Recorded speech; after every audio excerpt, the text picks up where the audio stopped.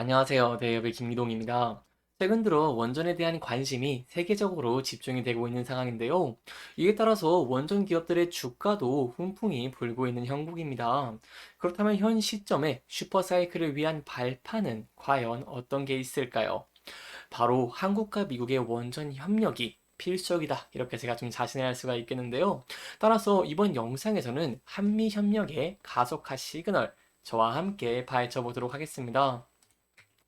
최근에 계속해서 한국과 미국의 원전 협력이 부각이 되고 있습니다. 이러한 부분들은 새로운 이정표가 두 가지나 나오기 때문인데요.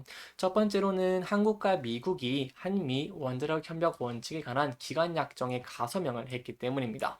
그렇기 때문에 협력에 대한 관심도가 점차 집중이 되고 있다고 볼 수 있겠고요. 두 번째는 현대건설이 미국 웨스팅하우스와 함께 20조 원 규모의 불가리아 원전 공사를 체결했다는 것입니다. 이러한 모습에 힘을 입어서 현재 한미 협력이 점차 각광을 받고 있다. 이렇게 좀 더 설명을 드릴 수가 있겠습니다. 그렇다면 한국과 미국이 원전 협력을 하게 된다고 한다면 과연 한국은 어떠한 수혜를 기대해 볼 수가 있을까요?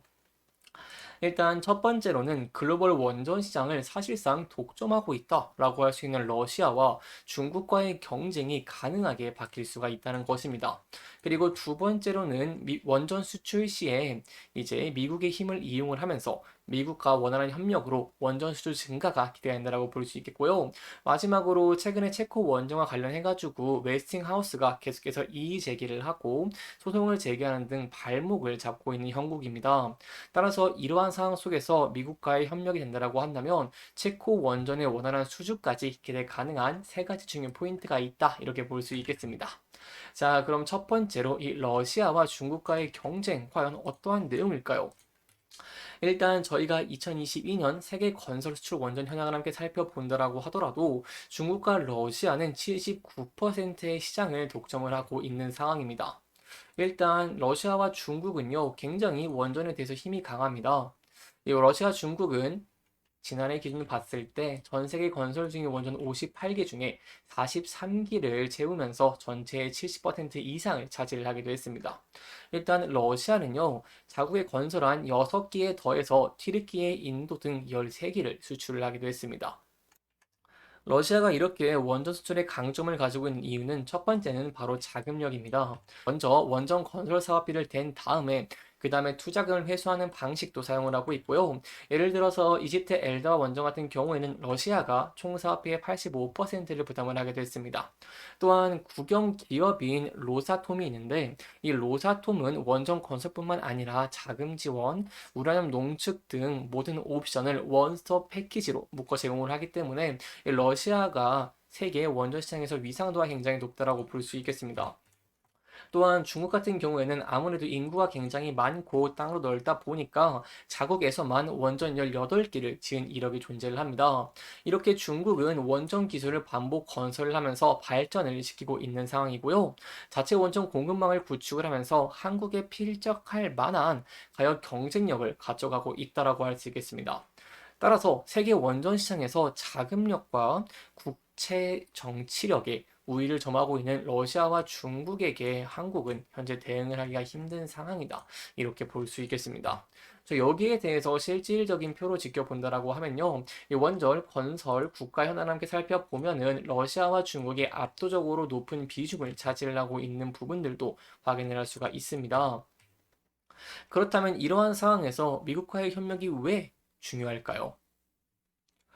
현재 자금력과 국제 정치력은 미국에 압도를 하고 있죠. 그렇기 때문에 이러한 미국과의 협력으로 러시아와 중국과 대적을 할 수 있다는 부분이 바로 핵심 포인트다. 이렇게 볼 수 있겠습니다. 또한 두 번째로 기대가 되는 포인트는요. 최근에 웨스팅하우스가 한수원한테 계속해서 미국 정부의 허가를 받아야 된다 주장을 하고 있는 상황입니다. 그렇기 때문에 앞으로도 원유 수출을 함에 있어서 발목을 잡힐 수 있을 것 같은데요. 따라서 이러한 부분들이 체코 원전이라던가 향후 원전 수출 등 미국과의 협력이 더 중요해지는 이유들이다라고 볼 수 있겠습니다.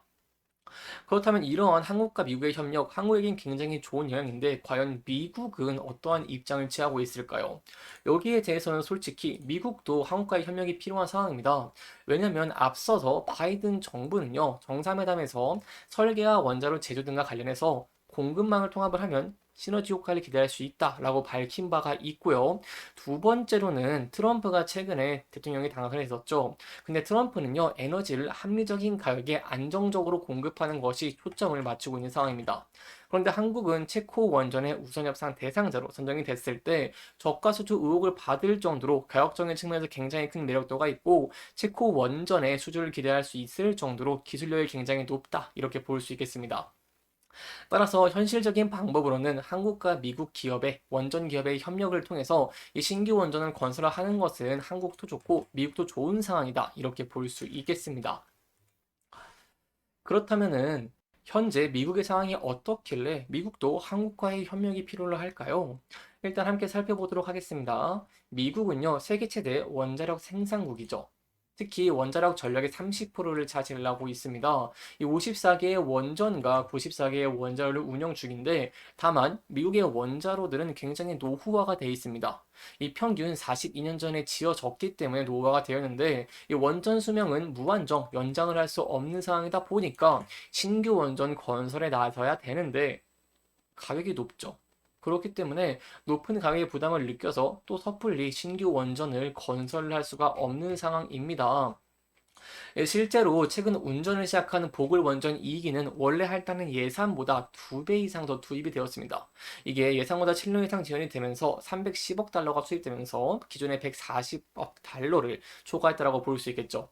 이렇듯 오랜 세월 미국은 신규 원전을 짓지 않은 상황이기 때문에 미국 내의 원전 생태계와 공급망을 되살리기 어려운 상황입니다.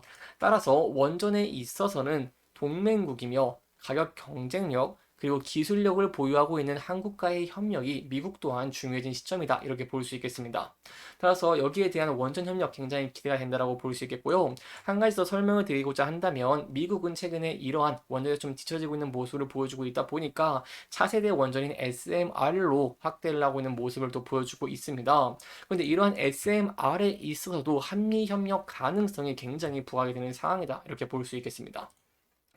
물론 리스크는 있습니다. 이 미 국무부 에너지 자원국 차관보는 이 웨스팅하우스 분쟁과 관련해서 이러한 내용들이 해결이 돼야지 SMR 협력의 진전이 가능하다라고 언급을 하기도 했습니다. 하지만 분쟁을 해결할 수 있다면 환상적인 전망을 돈이 가능하다라고 밝히기도 했는데요. 왜냐하면 한국 기업이 차세대 민간 원자력 기술 개발에 선도적인 역할을 할 잠재력을 가졌다고 일단 일차적으로 인정을 했다는 것이고요. 그리고 두 번째로 SMR을 잠재협력 분야로 꼽았기 때문입니다. 따라서 사실상 미국도 현재 체코 원전과 관련해서 웨스팅하우스와 좀 더 떡고물을 나눠 먹고 싶은 상황이긴 합니다. 하지만 그럼에도 불구하고 미국은 한국의 SMR 기술력, 잠재력도 인정을 하고 있는 상황이고 그렇기 때문에 현재의 상황을 봤을 때 한국과 미국은 원전의 협력 그리고 더 나아가서 차세대 원전인 SMR의 협력까지 현재 기대가 되는 상황이다. 이렇게 좀 정리해서 여러분들에게 설명을 드릴 수 있겠습니다. 이렇게 이번 영상에서는요, 저희가 최근에 각광을 받고 있는 원전, 그런데 이런 원전이 슈퍼사이클의 청신호를 받기 위해서 한미협력이 중요한데 이 한미협력의 가능성이 얼마나 있을지 이런 내용들을 중점적으로 짚어보면서 진행을 했고요. 해당 영상은 개인적인 의견이 많이 들어갔기 때문에 투자자분들의 주관적인 생각과 해당 내용을 토대로 현명한 선택을 하시면 좋을 것 같습니다. 이렇게 영상 잘 보셨다면 다음 영상도 시청해 주시길 바라면서 오늘 영상 마무리하도록 하겠습니다. 끝까지 시청해 주셔서 감사합니다.